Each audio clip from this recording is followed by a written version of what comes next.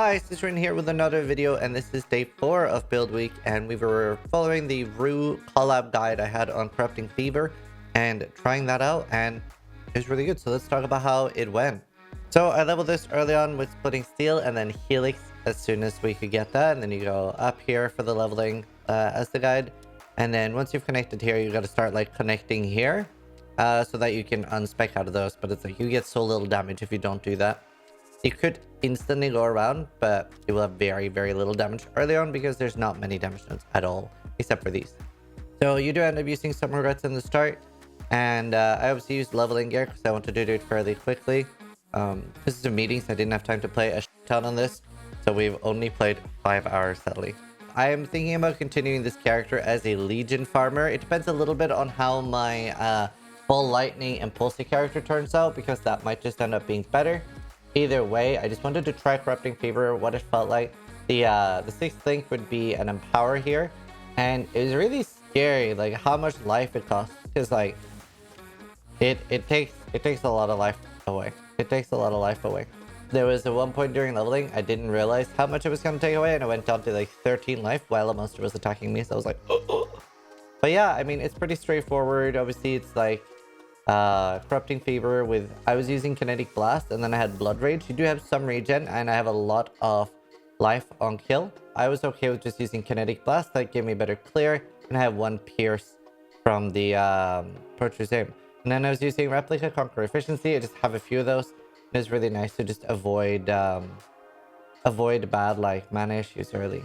So you're basically just running around right-clicking, everything dies. For those that don't know how Corrupting Fever works, think of it like Corrupting Blood from Nemesis monsters, where as long as I have this buff, every hit I do, even default attack, will inflict 1 stack of Corrupting Fever on the enemy.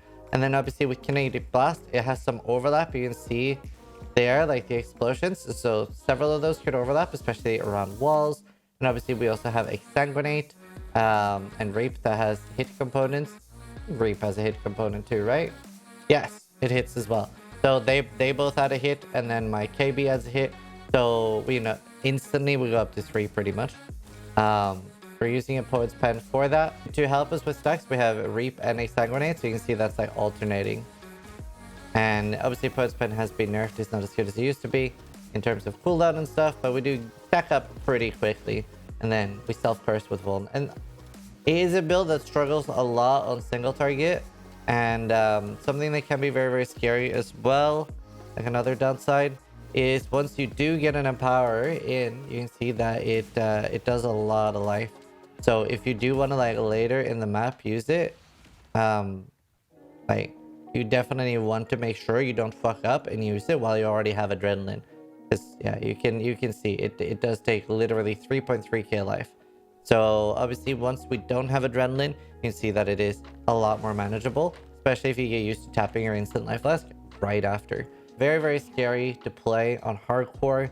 I would most likely be using this for just, you can definitely do tier 16 maps on it, but even map bosses can be a little bit slow depending on how much you've invested into gear. It works out really good as a low tier Legion farmer, because you can very quickly just slap through the entire Legion. So we'll see. Maybe I'll end up using this or the Ball Lightning character I'm making.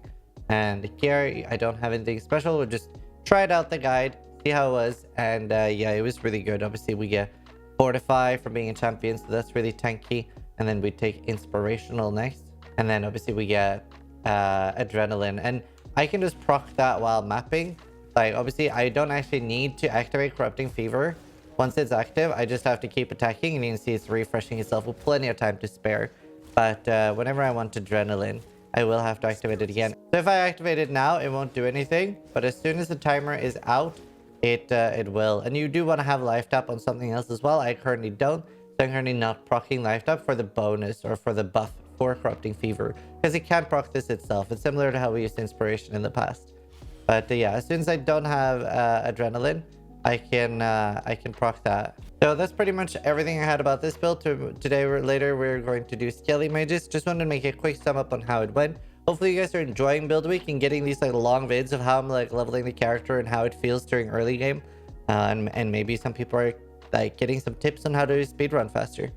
So thanks so much for watching. Sub if you liked the video, but more importantly, try to die less than I do.